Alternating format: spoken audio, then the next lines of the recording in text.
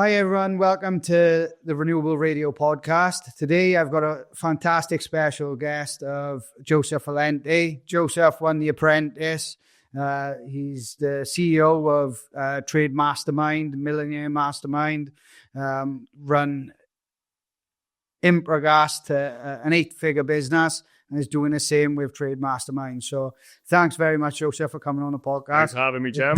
It's a pleasure to have you on, and I'm looking forward to getting into it with you. How do you filter the questions, man? Well, it's funny that you say that, because I was looking back through my notes from yesterday. Last night, I went home and I'm launching Trade Group Services, which is all of these subsidiary businesses. And I was sitting there thinking, if we could wrap these all into one monthly cost, it would be great for retention and great for customers. And I'm listing them all out on the board in my home, because I've got a whiteboard at home. So, I'm always putting stuff up and I put it all on the whiteboard. And then I went back through my notes and I searched Trade Recruit and I searched something else. And you should see years on years on years of I've written that fucking thing down. Because as soon as it comes to my head, I put it in the notes. And then eventually it comes true. You'll eventually get around to it. Some of them are 4 or 5 years in the making. And so you're never going to do everything, when it comes to mind, but you just got to note it down. And when you're in a creative mode, just keep noting it down and put it into the notes. And it's weird how eventually it will connect. So just try not to diversify too much to focus you away from the core thing that it is that you're doing. You've got an ideas book then that you put next to your bed? Nah, mine's in the phone. Is it? Yeah, it's the same thing, but it's in the notes. Okay. Yeah, just thousands and thousands of notes. If they're important, I'll pin them. I'll email myself. I've got loads of pinned emails, and I'll leave them up there, even though they clog up the inbox, because I'll just go through them every day and see if it's become relevant yet. Yeah, so just make a note of it, pin it, and then screen them. Not relevant still, not relevant still, not relevant still. And I could go through that exercise 500 times until it goes, right, ready to pull the trigger on Trade Recruit now. Right, get me someone in, job done, now's the time type thing, yeah?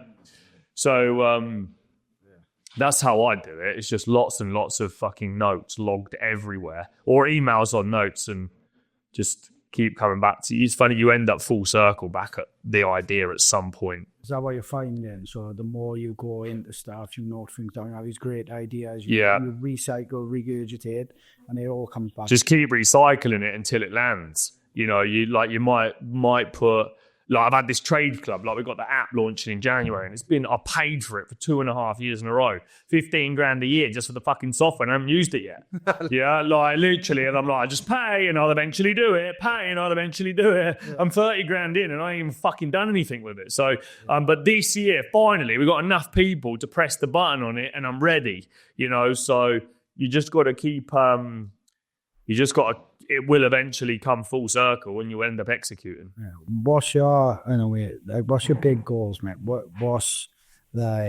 What's achievement do you like and sit back? You've got your family around you. Never sit back, first and foremost. No, but you know what I mean. When you're 80 years of age, what will be your end goal? What was it for you? Immortality. That'd be pretty good. Yeah. But I almost kind of want to go to heaven, to see what it's like. So I have to believe that there's more than just this. I cannot be this fucking on it and then in a couple of years be a wrinkled old motherfucker and then have to walk away. Yeah. I ain't going out like that. There's no way. So you got to believe that there's something else. But I don't know. 100 million, a billion, 100 billion, it just doesn't really matter. As long as I feel fulfilled, as long as I feel like I achieved it. What is fulfillment for you? Constant evolution. Nice. Just trying to be the best version. But I think the problem with that is every time you get to the next version of yourself, you realize how much more you've still got to give. Yeah. Every time I get there, I'm like, man, what? And there's that quote that's like,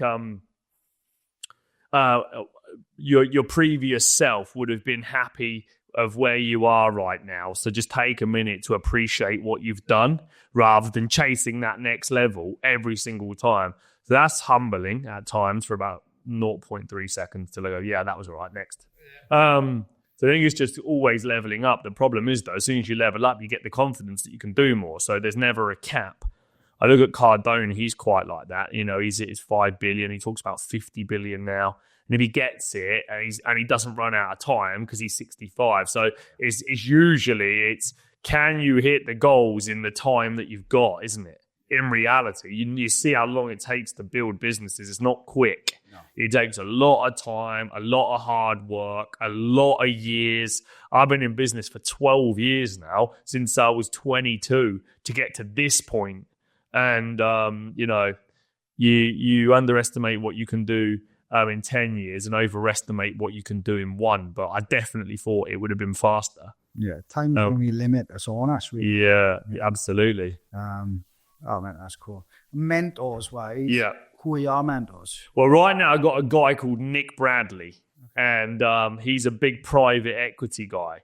And I appointed him as a non-exec of the board and a private mentor because he had a video that I saw on social media, and I spoke to him on Clubhouse a few years ago, and that came out in lockdown. And he basically says that if you can get your business to between 5 million and 10 million EBITDA, you open up what's called the mid-market of private equity. So it means it by default opens up a new level of buyer. And those buyers will buy your EBITDA between 5 to 12 times. Yeah, or 8 to 12 times. So if you pick 10 times, all you got to do is make 5 million a year in profit, and you could find the right buyer and you could sell it for 50 million. Yeah. And so he's come from private equity. He knows it like the back of his hand, inside out, mergers, acquisitions, private equity. And he's exited some businesses and been CEO of ones that have exited for a few billion. And luckily he's local. He's an Australian guy. He's always in America, but he lives in a very small, posh village called Wanstead. And he's local. So I've been tapping him to him. He's been very, very good recently. And has opened up my eyes to this whole strategy around buying businesses to build up your profit and rolling them up to get a bigger exit. And so that seems like a great strategy. How are you going to bring that into Trade Mastermind then when you learned as much as you can about the mergers and acquisitions? Because there's a lot of companies doing mergers and acquisition courses now. Is that next for you? It's next for me to do it before I train it. Okay. Yeah, so I've got a new COO coming in January. So I've hired him from Amazon. He runs £150 million a year business out of Luxembourg right now. He's 56, 20 years in the military, highly decorated. You know, he's operations and logistics, so very heavy into the detail. Yeah, and luckily he's from Peterborough. And he's known me since the Apprentice days. I didn't know him, but he's known me. He's been watching Unfinished Business, loves it, and he saw the role. And so he came in to see me, and he goes, "Well, look, I've been here for 12 years. The next level is like partner or something, but it's hard to get. And to be honest, I'll only get it if I'm offshore." Yeah, and he's sick of it. He's been in Dubai setting up stuff. He's been in Europe. Like, he's been away from his family for a long, long time. And but he's obviously got a big fucking salary and a sick pension and bonuses. So to get something local that would pay a similar amount, there is no opportunity. Now, I've given him a big fucking salary to get him in. But he's a big hitter.